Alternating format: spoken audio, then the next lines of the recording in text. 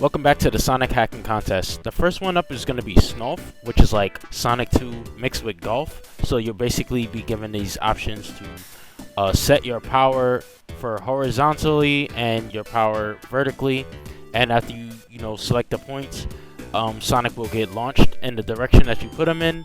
And pretty much you just have to complete the stage. And depending on how many shots you took to complete the stage will determine, your score. So it was actually pretty cool. I was just basically just moving the cursor as furthest as I can and as highest as I can, and just sending Sonic pretty much to the highest and to the rightest of the screen as possible. And pretty much there was a point where I was right at the end of the stage and I kept hitting a spring, and I thought that I was actually going to be stuck.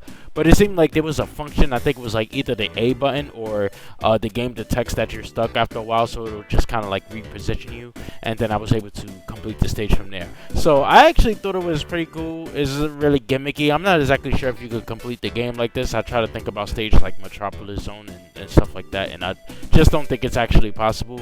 But for the little Green Hill stage that I did play, I thought it was really good.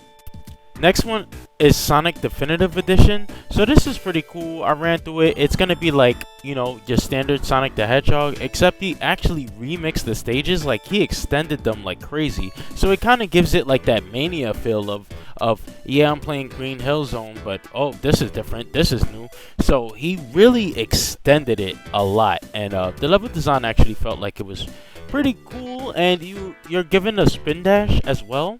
And there's actually a boss on the first act instead of just completing the stage. It was basically Eggman flying left and right, and then like he would bring the egg craft down every once in a while and just try to run you over with it. It was a pretty standard boss, but it was something different, it was something unique. I think the game was pretty cool.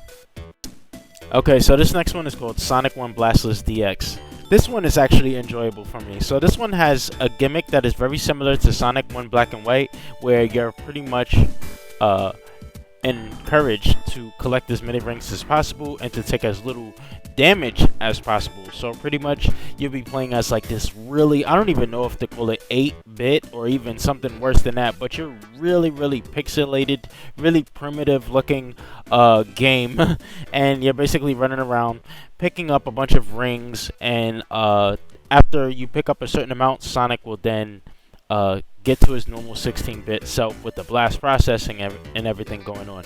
Now you'll have a meter in the bottom right that will eventually go down, and in order to keep it filled, you have to collect rings. If you get hit, the meter will go down, and then you will be knocked out of the blast processing graphics, and then you'll be back down to like this really old like Game Gear, Game Boy type of graphics. Okay, so it was really cool. I really liked it.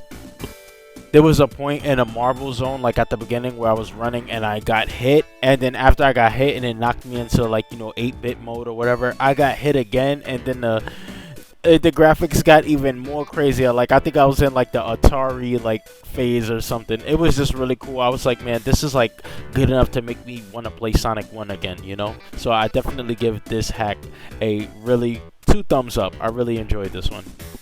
So next up is Sonic 2 Tailsplosion. So I've played this game before, and as soon as I saw the name of it, I was like, oh boy, here we go again, because I remember exactly what it's about. Pretty much you play through Sonic 2 like you normally would, except Tails is not your ally. He's like your enemy. He's trying to like fly next to you, and he's just always dropping like different kinds of bombs, or like self-destructing himself, trying to take you out in the process.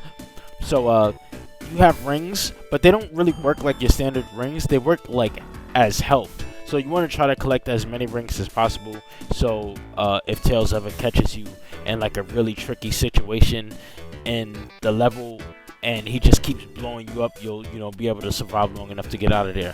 So whenever you do approach the bosses in the stage, Tails will then start to fly left and right on the screen, and he will choose a certain random time to like drop down and try to like take you out. So you'll be fighting Dr. Eggman and trying to avoid Tails at the same time.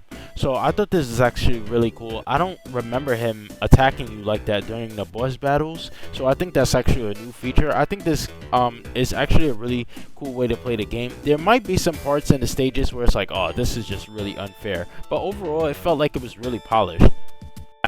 Next up we have Sonic 1 Flash Flood. So this one was really gimmicky.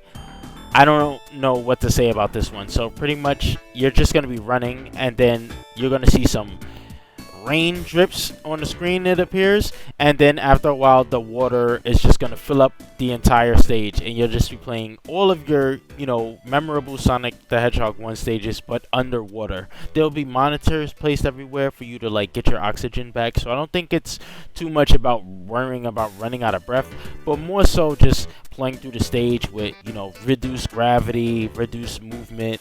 It seemed really gimmicky.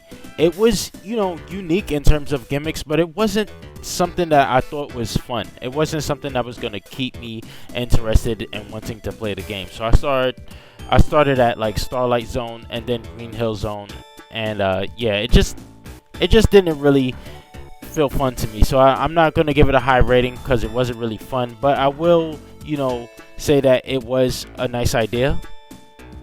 So that's going to be it for this set of the Sonic Hacking Contest entries. I thought a lot of these were actually really good, and it's just refreshing ways to play Sonic the Hedgehog 1 and 2.